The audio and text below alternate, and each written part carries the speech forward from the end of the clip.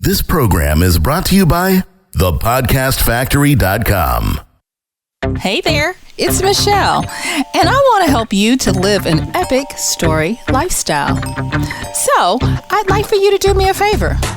Go over to epicstorylifestyle.com/live life to grab a free copy of my Hacks for Living an Epic Story Lifestyle checklist. Thanks. You are listening to Epic Story Lifestyle. Welcome back, boys and girls, to Story Time with Michelle. How's it going, Michelle? It is going phenomenally well. Phenomenally well. I like the sounds of that. So what do you have in store for us today? Oh, today I'm going to be talking about. Okay, so bear with me, everybody. I'm going to be talking about the truth about your lifestyle, or as I like to paraphrase it, living with the me, we, they era.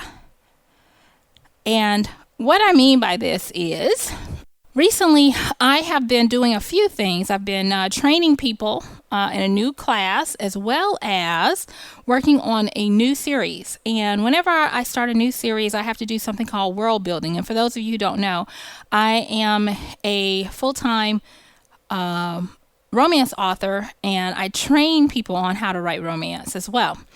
And so I really like to world build realistically, even though I may be writing fantasy, sci-fi, paranormal, whatever.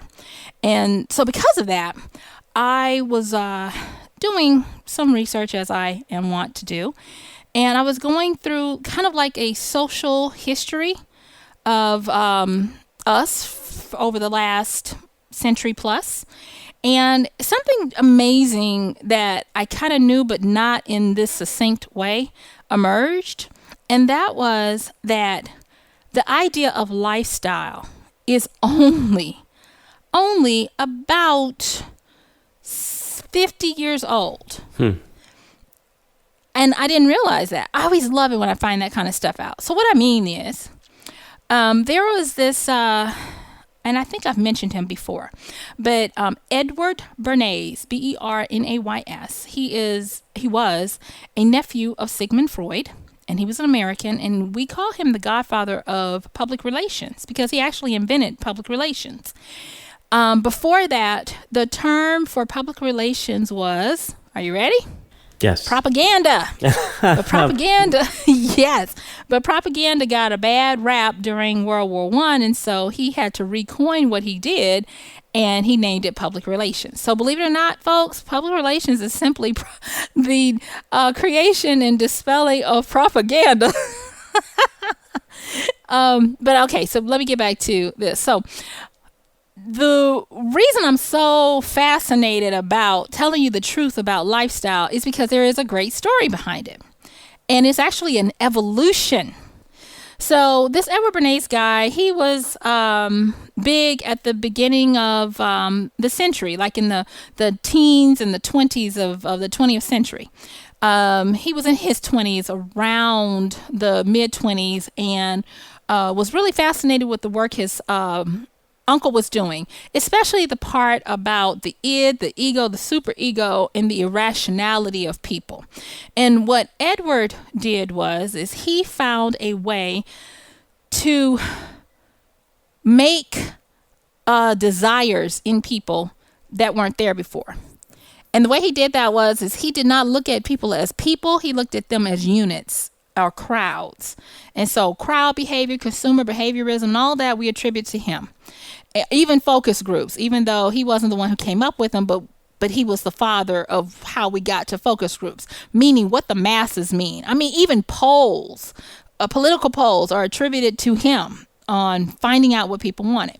So at the beginning, what happened is they wanted to know what desires people had for stuff. So it was all about trying to figure out how to make people want things. So in the 20s, all the way through like the early 60s, consumerism was driven by people's wants. Because Edward Bernays said if you could figure out what people really want underneath stuff and give it to them without them feeling guilty, they'll buy anything from you. And he helped corporation after corporation do this. Well, in the 60s, people were rebelling against this because they were like, you're making us into drones. Edward Bernays is the reason why the statement keeping up with the Joneses came into fruition, because he made people want what other people had. You know, well, if my neighbor has a new car, well, don't we need to get one? I mean, he's actually to this day the reason why a lot of people buy a car or lease a car every 2 to 3 years, because he created that based on our baser wants, not even needs. So after that, in the 60s through the 80s, that became that we were more than our wants. We were thinking, feeling beings with power and freedom, and thus that became the age of individualism. And thus you saw that in the way women really took off in the workforce, because they didn't have any more guilt about not necessarily being home for the kids. And I don't want to say it like that, but you know, that was even movies that came out. I remember there was one with Diane Keaton, where she was a high executive and she had to raise a kid and all of this kind of stuff. It really appealed to people about that. So it was about now feelings instead of just wants. It was now feelings. But then at the turn of the century, like around the late 90s to now, we then had companies emerging that were like, okay, this individualism sucks because we have to do too much to try to appeal to people's need to be so individual. And back in the individual time, that's why the Sony Walkman was so popular, because a person could listen to what they wanted in privacy of their own ear while they were walking around. That's why the personal cell phone, you could take it anywhere you wanted and have any kind of conversations, because it gave you an individual identity that you didn't have to go home and sit down and be tied to a network of telephoning that was the old way. Does that make sense? Yeah. Because I'm getting to a point here. Okay, so now in this latest iteration, and most of this, by the way, was driven by companies and consumerism doing all this research. You would have thought it was the people who were trying to deal with mental diseases and stuff. Nope. It was by the companies and corporations driving this kind of research. I mean, we're thankful for it because we learned a lot by it. But I just wanted to make sure that was known. So after you move from what do they want, what do they feel, the next thing is, how do they want to live? And so we are in the age of lifestyle. So much so that you have a corporation who is if you want to understand lifestyle marketing, this corporation is ground zero. And if you just research them, even from when they came out with one of their most prolific ads on to now, you will get a big aha as to why they're so popular. And that company is Apple. Apple struggled in the individual area. They tried to come up with the Macs and the, and the personal computing, and they did all right with it. But they floundered because they weren't able to set themselves apart enough for all these individual thinking people that were capricious with their dollars. And so they started, and I'm not saying that they were the only ones, but they got a clue. And they were like, okay, people know what they want, and we know how to feel that. People know what they feel, and we know how to feel that. But so does everybody else. Now, what can we do? What's the next frontier? How do people want to live? And so there was a famous ad that came out with a torch bearer. It kind of looked like the Olympic torch. Yeah. You remember that one? Oh, it came yeah. out in the mid 90s for Apple, and they broke Big Brother and all of that, and they shattered it. And that was the debutante ball of Apple introducing people to lifestyle products. So what they did is they understood that now that people knew what they wanted and knew how they felt, Now you had to offer them a way to do it in a lifestyle. That is why Apple has a suite of products. So not only do you have an Apple phone, you have an Apple iWatch, you have a computer, an Apple laptop, you have iTunes to listen to. They want to encapsulate you in the lifestyle of Apple. And they kind of made it a little elitist, such that they charge a premium. Because think about how many PCs you can get for one laptop that's a Mac. You know? And so that was that evolution. And I thank you guys for humoring me for these last few minutes to bring you through this little lifestyle evolutionary lesson, because now I'm going to bring it as to the truth behind your lifestyle and living with the me, we, they era. So I started off in the 50s with, what do you want? That was the me. Then it came to individual. We have a voice. We, the people. And now it's looking at the they, meaning I'm me. I have this lifestyle, but I don't want to be like them or they. And it is, when you even consider how this program is set up, every week I'm telling you how to be different from them. Think about that, JR. I'm telling you how to live your lifestyle, encompass your life with stuff that's different from them. You're different from the masses. Because lifestyle means that you take the combination of knowing what you want and having your individual identity, and now you make a lifestyle out of it. You make sure every aspect of your life lines up with that. And that is really the truth behind what lifestyle really is. And so when we use the adjective of epic story lifestyle, what we're saying is for this reader, this listener who delves, you have to delve a little deeper, dig a little harder, endure struggle, understand yourself a little bit more than others, look past today and even tomorrow to your legacy of the bygone, of the eras that are going to be bygone. We challenge you to encapsulate everything that will make sure that what you do is legendary, remarkable, and memorable. And therefore, lifestyle is about every area of your focus, intent, or influence lining up with the fact that you are different and that you do choose to have a life set apart from others. And I thought it would be apropos to bring that up, because we are so flippant in our catchphrases and our words. And it was my mom, actually.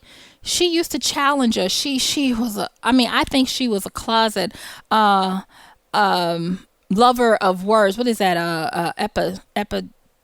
Etymologist or something, to study words. She loved knowing the Latin roots and all of this stuff, and she would challenge us. Don't use a word if you don't know what it means. It's stupid, you know. Yeah. And we would have to start learning, and it would be amazing learning what a word originally meant and what it had evolved into. And for her, I could see her, if she was still alive, I would see her smiling because I'm actually doing this show. That I'm not just flippantly choosing quote unquote lifestyle as a trigger word or even a clickbait word, but that it means something, and what it means and the truth behind it, and why you listen, whether you know it or not, is because you, dear listener, have this evolutionary drive and need for your lifestyle to matter, for your lifestyle to be epic, for your lifestyle to leave a stamp, an imprint on the world long after you've gone. And thus, Epic Story Lifestyle is about taking what it means to have this lifestyle. You're developing your own Apple product brand, if you want, for the way you live your life. And I'm going to tell you, if you do it right, a lot of people are going to want a life like yours. Because what happens when you see someone with I don't know if that's the case as of right now, but usually and traditionally, when you see someone that has a lot of Apple products, there is a certain I don't want to say stigma, but there is a certain assumption given towards that person that they're probably more technologically in tune. They are probably a little more persnickety about their products. Just the list goes on. So much so, and I think you know this, but I don't know if they've changed it or not. But there are certain online platforms that if you are on a Mac, they will show you a different array of selections than if you're on a PC. Wow. When you go to their browser. Yes. Because studies have shown that the lifestyle of Apple users is different from that of PC users. Yes, sir. And so that is how powerful lifestyle is. Surveys. The way they started learning these different things, remember talking about these big companies, is they would send out questionnaires and surveys. And so it used to be when you would send out a survey for a generation, you'd ask them kind of stuff like, what's a favorite thing you'd love to have in your next TV? That's a want generation. You're trying to find out what they want.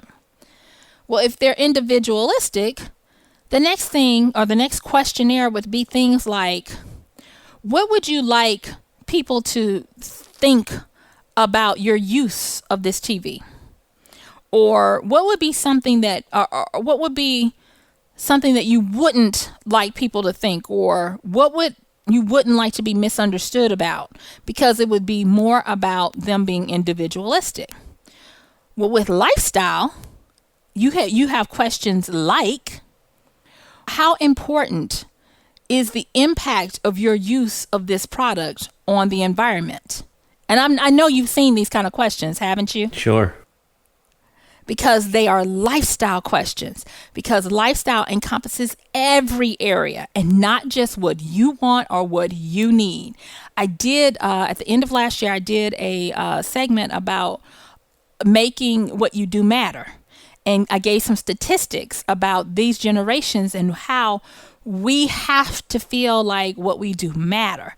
And that actually comes from that. Do you realize that right now, about 64% of people who purchase products expect to be able to freely give their feedback and have some say-so in how it's developed? Wow. That is why the questionnaires ask you things about, how do you feel about the product or the company? This is a famous one. How pleased are you with our customer service, and how likely are you to tell someone else? Do you know why they ask that question? It's a lifestyle question. Because if I'm giving you what you want, that should be it, right? If I'm asserting that you're an individual, that should be it. But people who are determined to have a lifestyle, they are influential. And if they are influential, then you want them to not only support their lifestyle, but you want them to tell other people and become a brand ambassador for you. Because if they have your product, then others will get your product if they want to have a similar lifestyle. Is that not crazy or deep or what? No kidding. I didn't realize that. Yes. So there is a reason why we use the word lifestyle. It is all encompassing. Now, do I know what's coming up after lifestyle? At this particular exact moment, no, I do not. But if I can, I will definitely tell you. But one of the things I do foresee, if it continues going the way it is, I continue to see the they portion of our era growing exponentially. So much so that it's going to translate into, and I know you're not going to follow what I'm saying, but I'll explain it real quick. It's going to translate into us starting to have robots to assist us. Because we'll be so busy having these full lifestyles that we will have to delegate normal, everyday, mundane activities to, and I don't want to say sentient because they're not living, but artificial intelligence to help us. We already do it in a lot of ways. Come on. We have I just saw an advertisement for a machine that will fold your clothes right after it comes out of the dryer. And it was advertised by Amazon or somebody like that. Really? Yes, sir. And so it's amazing, but lifestyle is important. And I really want our listeners to be informed and know that it's not just by happenstance that we title things the way we title them, or even why you are doing the things you do. If I can help it, you'll know. So that's what I had to say. I don't really have a muse moment or a me thing today.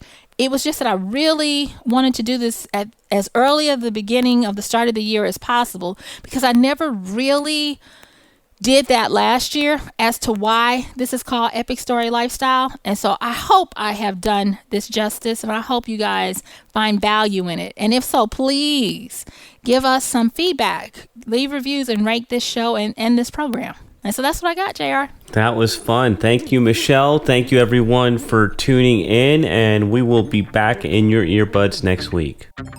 Yay! Hey, Michelle here again. If you like today's show, remember to go to iTunes and in the search bar, type Epic Story Lifestyle. And when you see me, hit that subscribe button. If you really like today's show, hey, come on, do me a solid by giving a rating and a review. If you've got questions, comments, or even show topics you'd like to hear me cover in the future, tell me about them when you leave that wonderful review. All right, my time is up, and I thank you for yours. See you next time. Now go out, make some great decisions that give you that epic story lifestyle.